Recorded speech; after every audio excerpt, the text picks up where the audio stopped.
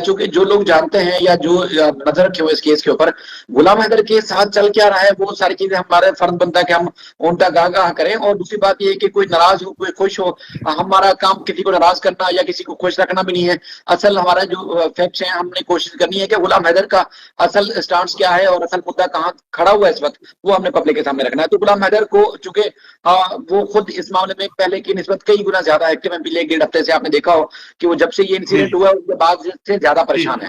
पहले high commission ने क्या कहा वो बताने से पहले एपी सिंह की आज एक वीडियो सामने आती है, और जो हम पहले कोई तो पहले भी बात कर रहे थे कि जी सब एकदम गायब है। अच्छा, वहां रहते हैं, मतलब वीडियोज आती हैं सचिन के घर में, तो इसका मतलब हरगिज नहीं है कि हम उस चीज से मुतमईन है कि सेटिस्फाई है कि जी वहां रह रहे तो ठीक रह रहे, नहीं, वहां पर भी गलत है, लेकिन वो स्क्रीन से गायब है, सीन से आउट है, इसकी बड़ी परेशानी रहती है। तो एपी सिंह साहब ने एक टीवी चैनल को इंटरव्यू दिया जिसमें बताया गया जो कि मुन्नी की तबीयत ठीक नहीं है, इसलिए पूरे खानदान ने उस मुन्नी को हॉस्पिटल में रखा हुआ है और इस वजह से सारा खानदान जो है सीन से आउट है। हालांकि जो हमारे जो घटना के सोर्सेज हैं वो या सूत्रों के अनुसार से जो हमें पता चला है वो ये पता चला है कि जी ये जानबूझ के उसको गायब किया गया है कि कहीं चूंकि जो देशभक्त वाले हैं या जो ये समझते हैं कि जी सीमा की वजह से भी कोई नुकसान हो सकता है, मुमकिन तौर पर इस खानदान को या सीमा को कोई नुकसान न पहुंचाए, इसलिए हिफाजत में रखा गया। हालांकि गुलाम हैदर कल परसों ये सवाल उठा रहा था कि जी कहते जी वो मीडिया वाले वहां गए पता करने, तो पड़ोसी बता रहे जी हमें तो कख नहीं पता, और मीडिया वाले या जो भी रिपोर्ट करना चाह रहे हैं उनको भी कख नहीं पता, तो वो कहाँ अचानक गायब हो गए। तो ये तो कोर्ट के जो संदेश था या आदेश था, सॉरी आदेश था, उसमें आदेश के मुताबिक कि ये इस घर को नहीं छोड़ सकते और यहाँ से दूसरी जगह शिफ्ट नहीं हो सकते, और उसके बाद पुलिस और सीसीटीवी कैमरों की मॉनिटरिंग रहेगी। तो वकास भाई सीसीटीवी कैमरों की मॉनिटरिंग और पुलिस की सिक्योरिटी के बावजूद वो एकदम कहाँ गायब कर दिया गया, किसकी सरपरस्ती में गायब किया गया, ये बताने वाला कोई नहीं है। ठीक है, दूसरा जो एपी सिंह साहब हमारे जी तीसरे नंबर वाली बेटी जो कि मुन्नी है गुलाम की बेटी, उसकी तबीयत डेंगू फीवर की वजह से खराब है, इसलिए वहां से उसको शिफ्ट किया गया है। तो अब खुद बताइए कि किस किस किस कानून के तहत या वो लोग जो है इनका इलाज करा रहे हैं, क्योंकि जो भारत सरकार का नोटिफिकेशन या उनका जो आखिरी स्टेटमेंट है 24 घंटे में भारत छोड़ना था तमाम पाकिस्तानियों को, तो फिर किस वजह से उनको रखा गया, क्योंकि सबको तो वहां से हॉस्पिटल से जो जेरे इलाज है जो इलाज करवा रहे थे अपना कानूनी वीजा लेके उनको भी भगा दिया गया, तो उनको किस वजह से रखा गया है। तीसरी जो आप खास तौर पर जो बात पूछ रहे थे जी हाई कमीशन में, देखिए गुलाम हैदर इस वजह से कि आप भी उस समय या जितने भी हमारे बहन भाई हैं उन सब इस बात की तो नाराजगी है कि देखिए ये जो इंडियन मीडिया पे या सीमा के स्टेटमेंट या जो एक परसेप्शन कायम कर दिया गया है उसकी वजह से पाकिस्तानी मीडिया या पाकिस्तानी सरकार या पाकिस्तान के वो लोग जो इसमें रोल प्ले कर सकते थे उन्होंने खामोशी तान इख्तियार की हुई है, उन्होंने रिएक्शन नहीं दिया। वो जदोजहद में इस कोशिश में गुलाम हैदर का साथ भी दे रहे, या आप भी दिली तौर पर दुखी है, मैं भी हूँ, गुलाम हैदर मुझसे सबसे ज्यादा है दुखी कि जिनका फर्ज बनता था बनती थी एज ए सिटीजन उनको सेव करना, वो कराने में नाकाम रहे। ये नहीं है कि जी वो अपनी मर्जी से गए, लेकिन एक आप खुद देखेंगे एक जो रियल फैक्ट्स बता रहा है, जो कानूनी वीजा लेके दूसरे मुल्क चला गया था उसके अगर पीठ पीछे यहाँ से भाग भी जाता है तो क्या उनको वापस लाने के हवाले से क्या कोई सरकार कोशिश नहीं करती? इवन के फोन कॉल या कोई स्टेटमेंट या एक मीडिया मुहिम चलती है, कोई तो सिलसिला बनता सिरे से नहीं हुआ। यहाँ तो जरूर हुआ को अपने सर से मलबा हटा दिया गया, यानी कि अगर कोई कहे जी ये पाकिस्तानी एजेंट थी तो उसमें एक जराये से खबर चली थी कि जी वो अपनी मर्जी से गई और हमारे ऐसे कोई लेना देना नहीं, इस तरह की स्टार्ट में खबर चली थी टीवी चैनल के ऊपर, आपने देखा हो। बाकी जितने भी मीडिया पे सोशल मीडिया पे देखी है वो हमने अपनी क्रिएशन या अपनी एक जो न्यूज सेंस है या गुलाम हैदर की मदद से हमने टीवी चैनल्स के ऊपर चाहे वंसार बनी साहब हो, इकरा बहन हो, आप हम सब, तो वो हम अपने जो एक जाती हमारी जो एक दिलचस्पी है या जदोजहद है उसके जरिए हम टीवी चैनल्स के ऊपर न्यूज पेपर्स में सोशल मीडिया पे लाते रहे। लेकिन पाकिस्तान की सरकार या एक वो चीज जहां पर गवर्नमेंट कर सकती थी उन्होंने कोई इकदाम नहीं किए। आज भी गुलाम हैदर की जब सुबह मैं चूंकि फर्स्ट मई था और लिबर डे था तो उस वाले छुट्टियां थी, कोर्ट्स बंद थी, तो गुलाम हैदर की एक वीडियो को लेकर एक न्यूज जनरेट की जो कुछ चैनल्स पे चली भी है, वेबसाइट पे इस वक्त भी मौजूद है। तो उस दौरान मैंने गुलाम हैदर से रब्ता किया कि आज चूंकि और मौका है, डेडलाइन खत्म हो चुकी है, तो आप जो है अपने पाकिस्तानी हाई कमीशन से पूछे, क्योंकि उनको जो भी डिपोर्ट हो रहा होता है किसी भी स्टेट से, रियासत से, किसी जगह से, तो उनको मालूम है, क्योंकि वो जो हाई कमीशन के लिए वो भी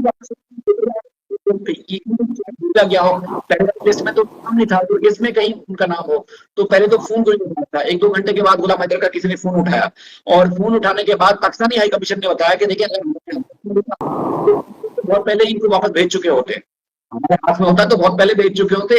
ये भारत सरकार के हाथ में है कि वो कब फैसला करे वापस लेने के लिए। हाँ, हमने एक्सेस के लिए हमने कोशिश जरूर की थी कि इनसे कौन सा एक्सेस हो जाए, लेकिन तब भी हमारा इनसे कोई हमें एक्सेस नहीं दी गई। यानी कि जो खुल्लम खुल्ला जो बात सामने आ रही है वो भारत सरकार के ऊपर आ रही है, जो कहते हैं ना ये पाकिस्तानी हाई कमीशन में गुलाम हैदर को जाना चाहिए था।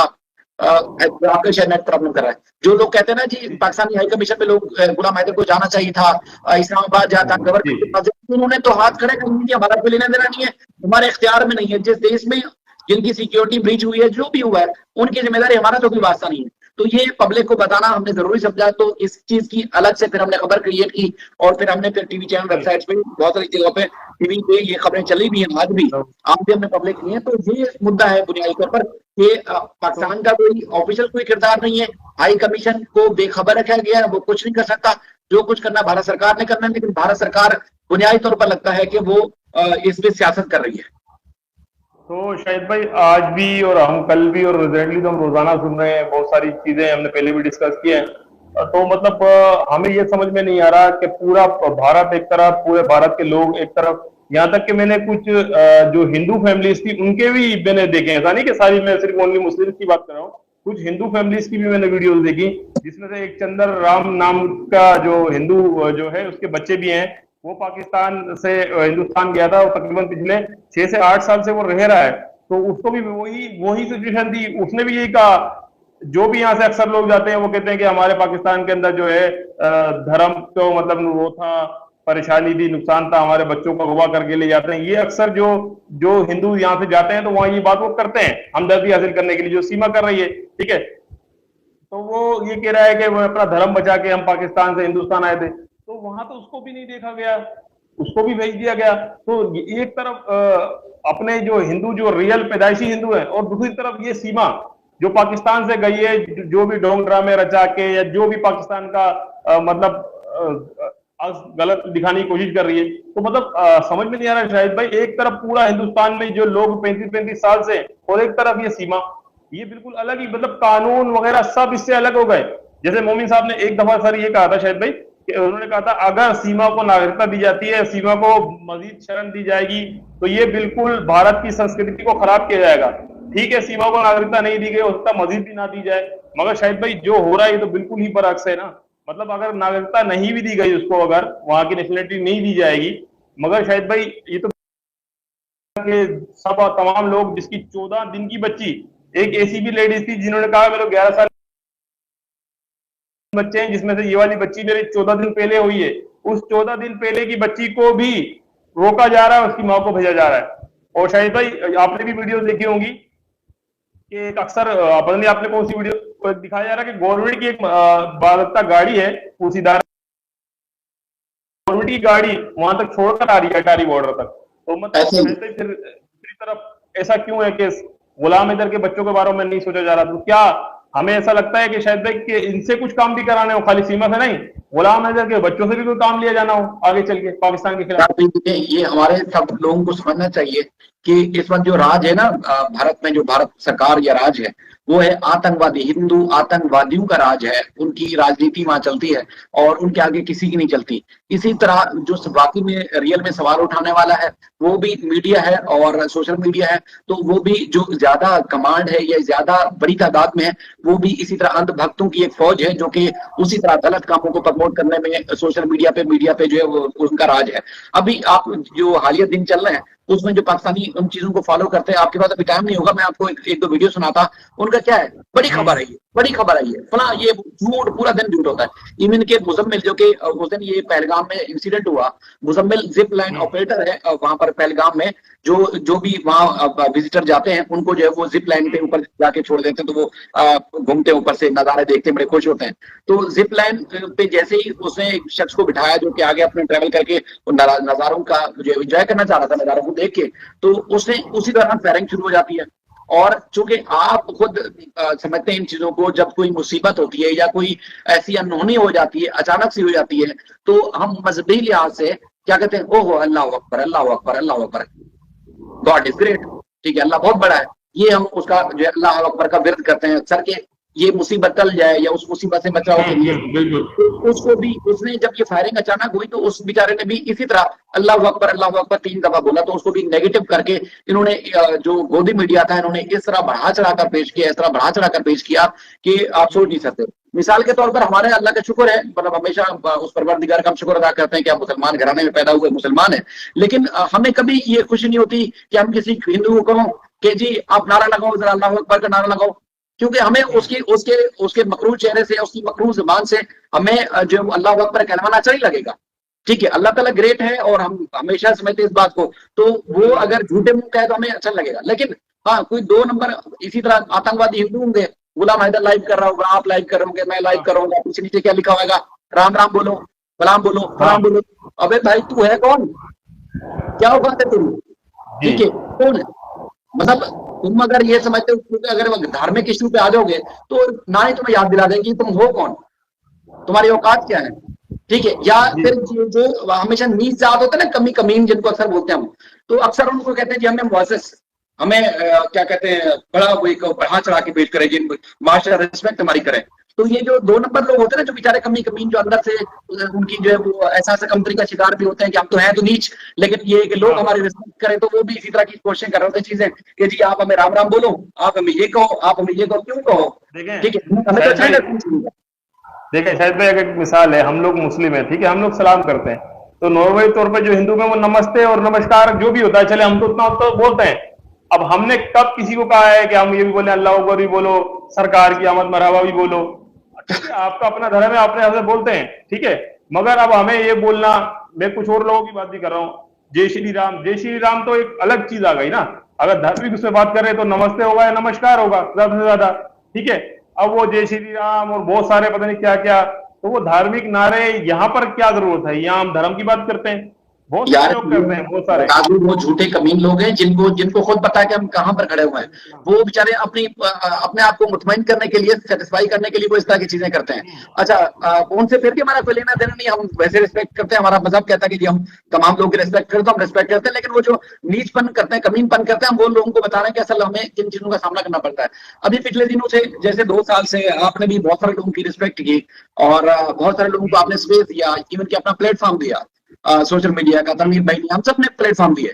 आप खुद बताइए, इतना बड़ा इंसिडेंट अभी पहलगाम का हुआ, मतलब हाल ही इस दो साल के दरमियान, इस बड़े प्लेटफॉर्म में जो हमारे सामने बड़े बड़े चैंपियन बन के इधर बैठते थे कि जी ये हमारा यूट्यूब इनकी वजह से चलते हैं, ये है, ये है, ये है, और कभी कहते थे जी सीमा को भेजने वाले ये है, कभी कहते हैं जी गुलाम हैदर के ये लोग चाहते नहीं बच्चे वापस आए।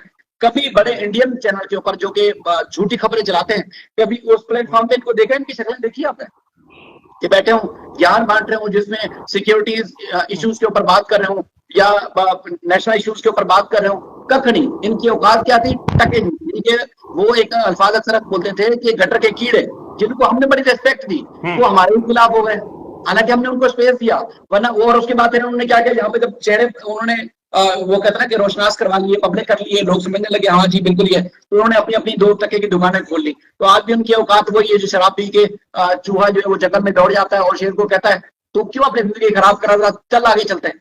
आखिर में पता चलता है कि वो उसमें शराब पी हुई थी। तो ये वो चूहे लोग हैं जो खामखा पूरी दुनिया को टक्की बत्ती के पीछे लगा के रखते हैं। आज वो कहाँ गई कोर्स, वो कहाँ गई जिसमें आज एपी सिंह साफर मारे जी, वो बच्ची का इलाज हो रहा है और वैसे भी उसने प्रधानमंत्री को फलाम को याचिका लगाई हुई है। तो भाई ये जो जिन्होंने 30-35 साल से कानूनी तौर पर अपने खानदान में शादियां की हुई थी, उन्होंने भी तो इसी तरह ना सिर्फ कानूनी निकाह किए हुए थे बल्कि कानूनी तौर पर उस जगह पे रह रहे थे, उनकी याचिकाएं भी और उनकी कोर्ट्स में भी केस लगे हुए थे। उनको तो उठा के, इवन के जो इलाज करवाने के लिए गए थे, जो अपना लाखों रुपए खर्च करके लेके गए थे, उनको भी उठा के केस पास किया, और जो इलीगल वहां पर मौजूद है उसका आप कह रहे हैं उसका इलाज हो रहा है, इसलिए उसको नहीं भेजा जा रहा। ये देखिए, अच्छा शाहिद भाई, दो छोटे बच्चे थे, उन माँ बाप ने तकरीबन 7 साल मेहनत की, जाहिर सी बात है महंगा इलाज होगा, तो वो कोशिश करके बेचारे पहुंचे हैं। तो वो उनकी वालदा कहती है कि आज हम शाम को 4 बजे मतलब वहां पहुंचे, उस जगह हॉस्पिटल में बच्ची को एडमिट किया गया, सुबह ही यानी कि 9 बजे 10 बजे 11 बजे पुलिस एहलकार आ गए और उन्होंने कहा आज ही आपको रिटर्न जाना होगा। तो वो माँ कहती है कि मैं तो रोने लग गई, जाहिर सी बात है मेरे 2 बच्चों की जिंदगी का सवाल था, मैंने कितनी दुआएं की, कितनी कोशिशें की, 7 साल बाद मैं यहाँ इस काबिल हुई, यहाँ पर पहुंच के मेरे बच्चों का मैं ऑपरेट करा के फिर वापसी पाकिस्तान जाऊंगी, मगर शायद भाई उनको भी रिटर्न कर दिया गया। और शायद भाई किसी भी मुल्कों में अगर जंग भी हो जाए ना, जंग हो भी जाए, तो इन चीजों का लिहाज रखा जाता है, बच्चों का, खवातीन का, मरीजों का, इन सब चीजों का लिहाज रखा जाता है। मगर इस तरफ तो बिल्कुल ही, मतलब यहाँ पर तो बिल्कुल लिहाज नहीं रखा गया जी। एक बात है, जो लोग कहते हैं ना, जो लोग कहते हैं कि पाकिस्तानी भूखे नंगे भारत में आ जाते हैं, फला फला, देखो हम चांद पे पहुंच के हमारे पास इलाज करवाने के लिए आते हैं। अभी के जो 7 दिन के फिगर्स आप निकाल रहे हैं, अगर किसी की भी अकल हो, सिर्फ बातों की बात तक नहीं है, अगर अकल हो तो अपने फिगर निकाल लें, कितना इंडियन पाकिस्तान से वापस गए और कितना पाकिस्तानी इंडिया से वापस आए। यानी कि 1650, 1700 ऑफिशियल जो यहाँ पर थे पाकिस्तान में इंडियन, वो वापस भेजे गए क्योंकि रिएक्शन में पाकिस्तान गवर्नमेंट ने स्टेटमेंट दिया ना कि उनको वापस भेजना है। और 800 के करीब पाकिस्तानी वहां पर थे जो इलाज के लिए, शादी के लिए, किसी कानूनी लिहाज से वहां पर मौजूद थे। तो कौन ज्यादा भूखा नंगा हुआ, कौन रोजगार के लिए, कौन काम के लिए, कौन बिजनेस के लिए किसी वजह से आया हुआ था पाकिस्तान में? ठीक है, बात असल में मैंने आपको उस वक्त भी जब लाइव में कहा था कि हमारी मजबूरी है कि हमने गुलाम हैदर के बच्चों की जिम्मेदारी अपने कंधों में उठाई हुई है, वरना उनकी औकात निकाय, उनकी 2% की औकात इनके सामने आ जाए। ठीक है, कौन लोग नहीं है, ठीक है, और हम इनको अपने प्लेटफॉर्म पे बिठा बिठा के इनकी बकवास सुनते रहे। उसके बाद आज भी आप गुलाम हैदर के खिलाफ बात करेंगे, पाकिस्तान के खिलाफ बात करेंगे, बार बार हम देख रहे हैं यार तुम्हारा क्या काम बनता है। देखिए, 2 देशों का मामला है, यकीनन गलत भी हो सकता है, ठीक भी हो सकता है, कुछ भी हो सकता है, लेकिन आप या मैं उठूं, उसके रिएक्शन में जो जाहिल औरतें, जो अंगूठा छाप, जिनको दुनिया में कोई मुंह नहीं लगाता, घरों से निकल के फारिग हो चुकी हैं, यानी कि अपने घर आबाद नहीं कर सकी, वो फारिग हो चुकी है। 4 मुचरंडे मर्दों को लेके पाकिस्तान का नाम ने हाथ झंडा उठा के रोड पे चिपका के उसकी तौहीन कर रहे हैं। आप और मैं या कोई भी यहाँ से उठे और जाके उसकी वीडियो बनाए, इंडिया का झंडा रोड पे लगाए कि जी वहां से लोग गुजरेंगे, झूठे उसको मारेंगे, क्या अच्छा लगेगा? कोई अक्लमंद इंसान ऐसा कर सकता है? कभी आपने देखा कोई अक्लमंद कर सकता है? क्योंकि 2% के लोग उनकी इसी वजह से। शाहिद भाई, मैं एक चैनल को वो देख रहा था जी। अच्छा, मैं ये कह रहा था, शायद भाई एक चैनल में देख रहा था, उन्होंने जो सीमा हैदर को जिन्होंने बेल कराई थी, वो वकील साहब को लेके बैठी हुई, नमस्ते, आप सब बहुत ही खुश होंगे। मतलब मैं 2 दिन पहले की बात कर रहा हूँ भाई, खुशी कैसे होंगे? आपके मुल्क में इतना बड़ा इंसिडेंट हुआ है, ये तो गम की बात है। आप सब बहुत खुश होंगे, मैं भी बहुत ही खुश हूं, और ऐसा ऐसा। और बात एक दिन पहले क्या एक चैनल पे की जा रही थी, एक चैनल पे ये बात की जा रही थी कि पाकिस्तानी तो हमला हुआ है, मजाक और मस्तियां कर रहे हैं। भाई हमको कब मजाक और मस्ती करते हुए देखा? ठीक है, हमको कब और मजाक मस्ती। और दूसरी बात, शायद भाई, जब हमारे रिसेंटली आप देखें, हमने जिस दिन से ये वाकया हुआ है, हमने हमेशा मजम्मत की है, उसकी अफसोस किया है। ठीक है,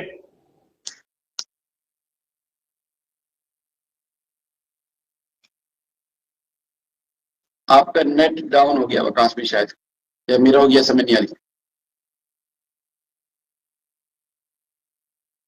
अब वकास भी आपकी आवाज से लिख रही है, शायद मेरा नेट प्रॉब्लम कर रहा है, किसका कर रहा है? आप लिखने वाले लिखेंगे तो शायद पता चलेगा। जी, अब आ गए, अब आ गए वापस आप। शायद भाई आज तो पता नहीं नेटवर्क क्या हो गया। तो मैं शायद भाई ये कह रहा था कि हमारे भी यहाँ ट्रेन का जो हादसा हुआ था, तो बकायदा तो मजाक वहां से बनाया गया।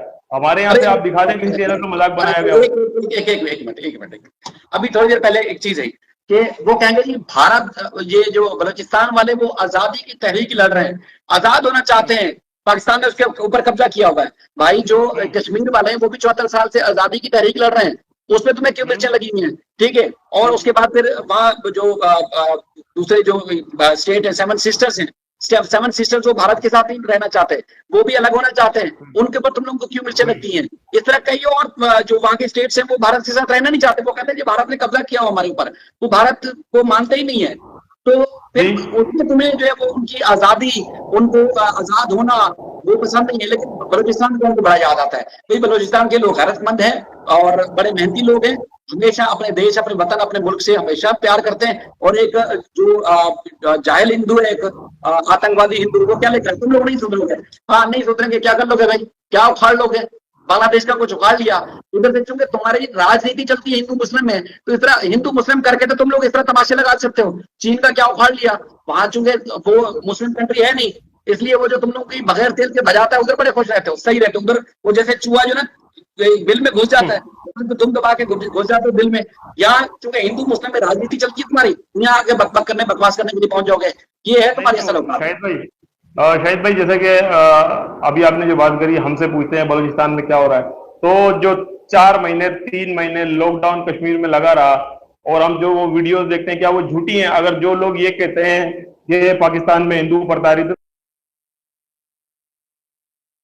दफा देखा है, वो हाथ में पेट्रोल की बोतल लेके जाते हैं, ऐसे करके फेंकते हैं, मुसलमान की जो दुकान देखते हैं वहां आग लगा देते हैं। ठीक है, बाकायदा लिखा हुआ बोला जा रहा है, ये बात मैंने खुद देखी हुई है कि भाई जो मुस्लिम है उसकी दुकान पे लिखा होना लाजमी है कि वो मुस्लिम है।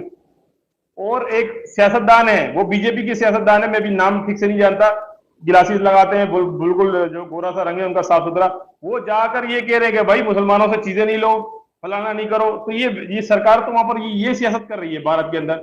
जो एक सरकार है लफ्ज वो ये सियासत कर रही है कि मुस्लिम से कारोबार नहीं करो, मुस्लिम से सामान नहीं खरीदो, नफरत तो आपके मुल्क में परोसी जा रही है। एक लफ्ज होता है कम्प्लेक्स, एहसास कमतरी। बेचारे ये कम्प्लेक्स का शिकार है, एहसास कमतरी का शिकार है, इसलिए अपने आप को मुर्दा जमीर को मुतमईन करने की कोशिश करते रहते हैं। बाकी इनकी औकात तकजना नहीं है। जो इंडिया में बाकी में सही मानों में सवाल करने वाले लोग थे, बात करने वाले लोग थे, उनके चैनल, उनको जो नेशनल न्यूज चैनल थे उनसे निकाल दिया गया, यूट्यूब चैनल उनके बंद करा दिए गए, केसेस दर्ज करा दिए गए। इवन कि जो पाकिस्तान से भी इस जो पहलगाम का इशू था, या इंडिया की जो असल औकात थी, जो गवर्नमेंट किस तरह राजनीति कर रही है हिंदू मुस्लिम दंगे फसाद करा के, तो उनकी जो असल औकात बता रहा था, उनके यूट्यूब चैनल भी इंडिया में दिखाना बंद कर दिए गए हैं। यानी कि आप सोशल आईडीज जो वो नहीं देख सकते, ना यूट्यूब चैनल देख सकते हैं। पाकिस्तान के तमाम टीवी चैनल्स और इसी तरह जो नामी ग्रामी यूट्यूब चैनल्स भी है, मुमकिन है कल को आपको भी वहां से बंद किया जा सकता है, मुझे भी इंडियन पब्लिक नहीं देख सके, क्योंकि ये उसमें ये जो चूंकि इनका जो पोल खोलता है मोदी राज का, जो इस तरह के 2 नंबर जो हुक्मरान है, जितना बड़ा क्रिमिनल होगा उतना बड़ा उसके पास ओहदा होगा। मैं इतने आपको शॉर्ट अगर बताऊं तो जितना बड़ा क्रिमिनल होगा ना, उतना बड़ा जो उसके पास ओहदा होगा, वो या साधु होगा, पीले कपड़े पहन के बैठा होगा। तो ये कल को हमारे चैनल भी बंद करा सकते हैं अपने उस मुल्क में, हमें उससे कोई परवाह नहीं। लेकिन बात असल में ये है कि इनके औकात 2 टके जितनी है। हम 2 साल से लोगों को चीख चीख के बता रहे थे कि गुलाम हैदर के बच्चे, उनका फ्यूचर, उनका हर चीज तबाह हो गई है। उस वक्त इनको कख नहीं नजर आ रहा था। आज भी अगर ये आंखें नहीं खोलेंगे तो फिर पता नहीं कब खोलेंगे, क्योंकि अब मोदी सरकार, योगी सरकार मुकम्मल तौर पर एक्सपोज नहीं, खुल्ला बीच हो रहा है, नंगी हो चुकी है ये इन्वेस्टिगेशन के नाम पे। 2 साल से जो इन्वेस्टिगेशन नहीं कर सके, वो पहलगाम या पुलवामा या पत्नी कौन कौन से जितने भी इंसिडेंट को बताते हैं, उनकी क्या इन्वेस्टिगेशन करेंगे, आप खुद बता सकते हैं। जी शाहिद भाई, बिल्कुल आपकी बात दुरुस्त है। जैसा कि अभी रिसेंटली जो भी वाकया हुआ है इसको भी देखा जाए और पीछे भी सारा कुछ देखा जाए, इन्वेस्टिगेशन होगी। अभी हमने रिसेंटली भी आज बात की थी कुछ टाइम पहले कि अगर शाहिद भाई इन्वेस्टिगेशन होती तो वही 2 टके की औरत वहां राज कर रही होती भारत के अंदर, वो खुला कह रही होती, बल्कि उसकी पुष्पनाई हो रही है। इन्वेस्टिगेशन कहाँ हो रही है, उसकी तो पुष्पनाई हो रही है, इसको सपोर्ट किया जा रहा है, उसको बैकअप दिया जा रहा है, क्योंकि उसने पाकिस्तान को बुरा भला कहा है। तो शाहिद भाई ये तो पाकिस्तान की नफरत में इतने अंधभक्त नहाए हुए हैं, तो बस पाकिस्तान के बारे में कोई भी कुछ कहे, चाहे वो मैं क्या कहूं, मतलब इनके चाहे माँ को हाथ लगा ले, बाप को हाथ लगा ले, मगर पाकिस्तान को बुरा बोले तो बस वो अच्छा है। अच्छा, लफ्ज एक सुनने को मिलेगा कि जी वो पाकिस्तानी महिला अवैध रूप से आई महिला हमारे देश को खराब कर रही है। यकीन माने उस देश में जितना गंद है वो पूरी दुनिया में गंद नहीं मिलेगा। वहां आपस में सगे बहन भाई शादी कर लेंगे, उनकी शादी हो जाती है। वहां माँ बेटे से शादी कर लेगी, इसी तरह बाप अपनी बेटी से शादी कर लेगा, चाचा अपनी भांजी भतीजी से शादी कर लेगा। और ये डंके के चोट पे धड़ल्ले से वो सोशल मीडिया में चीजें शेयर करते हैं। हमारा चूंकि मिच्योर लोग देखते हैं, संजीदा लोग देखते हैं, इसलिए हमें मुनासिब भी लग रहा है कि इनकी औकात दिखाएंगे सोशल मीडिया के ऊपर। वरना सोशल मीडिया प्लेटफॉर्म सर्च करेगी, आपके पास दर्जनों चीजें आ जाएंगी जिसमें सगे रिश्तेदार, अल्लाह का शुक्र इस्लाम कितना मोतबर जो है हमारा दीन है, मजहब है, कभी इस तरह के करीबी सगे रिलेशन में कभी भी किसी को कोई शादी नहीं होती, कोई बेहरूमती किसी की नहीं कर सकता। लेकिन वहां पर ये कानून है और आजादी से कहते हैं हमारा फिर है सब कुछ महान। कहां से महान हुआ? असल औकात तो तुम्हारे अपने लोग जो दिखाने वाले उनको तो तुम लोग और शाहिद भाई ये तमाम चीजें सबूत के तौर पर सोशल मीडिया पे ही, हम अपनी तरफ से कोई ढकी और छुपी और कहीं बात नहीं कर रहे।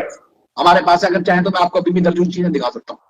जी बिल्कुल। और इसी तरीके से देखें शाहिद भाई, अभी वो जो एक देखा था सास और बहू वाला मामला हुआ था, अगर यूपी सरकार, जो बार बार कहा जाता है यूपी सरकार बड़ी अच्छी है, यूपी सरकार बड़ी अच्छी है, अगर यूपी सरकार इतनी अच्छी होती तो वो जो सास अपने उसके साथ भागी है, दामाद के साथ, तो वो जितने घंटे गायब हुई है ना शाहिद भाई, उसने सोशल मीडिया पर पता क्या बयान दिया था, मैं कोई चोरी करके नहीं गई, मैं बोलना नहीं चाहता, यहाँ पर महिलाएं भी मौजूद है, मैं प्रेग्नेंट होने गई थी। आप सुनिए। हाँ, मैं सबूत के साथ दे सकता हूँ। वो कह रही है कि मैं चोरी करके थोड़ी गई हूँ, ये तो मेरे पे इल्जाम है, मैं तो प्रेग्नेंट होने गई थी। तो चीज को सपोर्ट की जा रही है। आपको जाना भी है, बातें बहुत है इनको एक्सपोज करने के लिए, पर वो जो महान लोग थे जिनकी वजह से आपके चैनल चलते थे, वो कहाँ है? वो शकील, यस, अगर बोलोगी तो मैं कल वो वीडियो डाल दूंगा, अगर किसी को फिर भी शक है तो जो हमारी बहन है हिंदुस्तानी रूबी दिलशाद के चैनल पे जाकर देख लें, शॉर्ट में रियल में बात कर रहा हूँ, वो रियल है, कोई वो कभी भी झूठी खबर नहीं चलाती, वो रियल वीडियो दिखा रही है। बोलिए भाई मैं चोरी करके थोड़ी गई थी, मैं तो प्रेग्नेंट होने गई थी।